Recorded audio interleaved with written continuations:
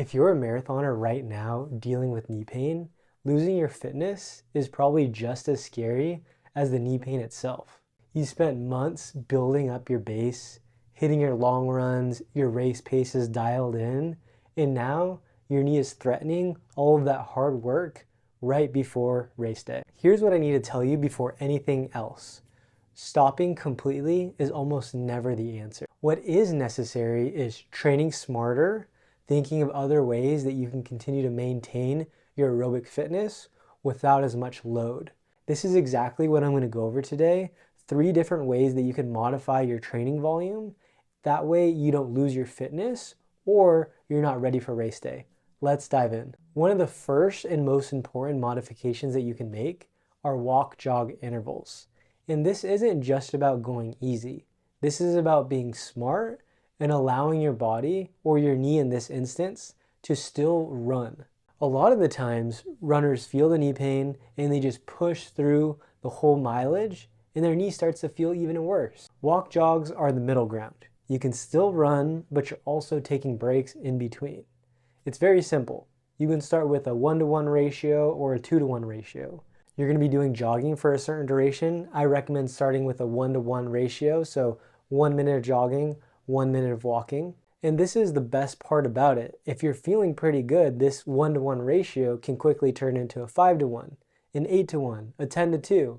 These things can be progressed very sporadically depending on how your knee pain is feeling. It allows you to maintain your aerobic fitness, keep your heart rate elevated, but not make your knee worse. This is exactly what we did with Raul.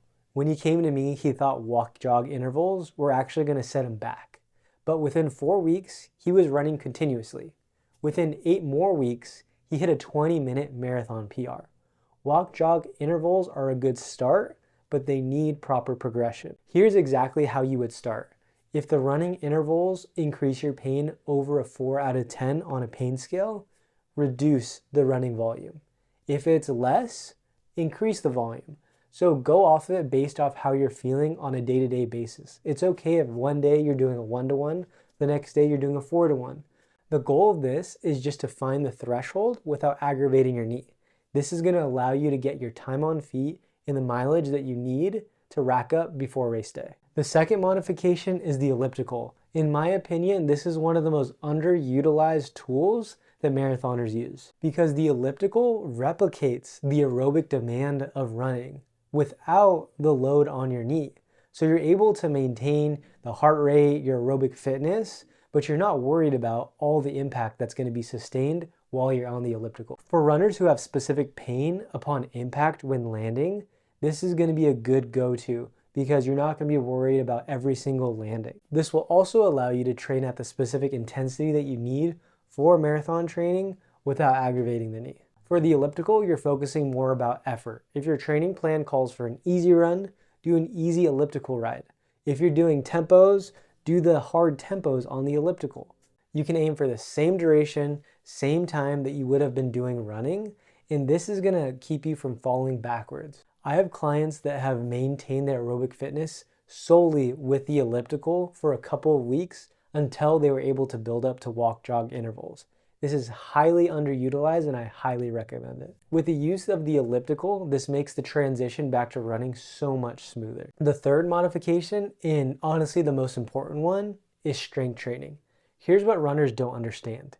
Even if you're missing time on feet or on the road, it's not wasted if you're spending it in the gym or at home building a strong foundation that was missing in the first place. Almost every runner that I work with has some weakness along the chain that's forcing the knee to absorb more load that it was prepared to or even designed to in the first place. Could be weak glutes, weak hamstring, weak calves, poor single leg stability. These are the exact things that could be causing the breakdown, and this is what you need to be focusing on before you build back up. Strength training is not cross training. It's an investment that you can make into building a foundation where you don't have constant setbacks where you're off running. The runner that comes back from knee pain with stronger legs, better single leg stability, improved mechanics, often comes back better than they even were before injury. This is exactly what happened with Judy. Even during her times where the running volume was significantly decreased, we took that time to build her strength.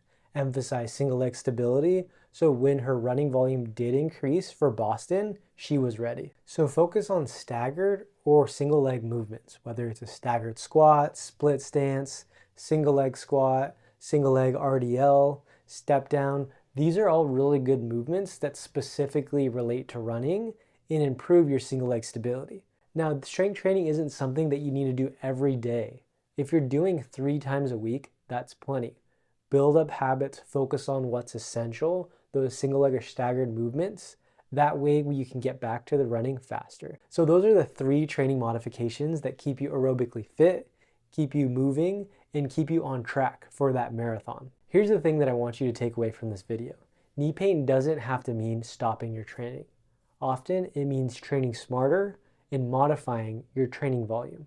These are 3 amazing tools that will keep you on track to hit that marathon goal. If you're dealing with knee pain right now and want a specific plan that'll walk you through where to start, click the link below and it'll give you my free training on how to eliminate knee pain and get you back to running. If this video helped you all, please like and subscribe. I put out content every week to help marathon runners specifically, and I'll see you in the next video.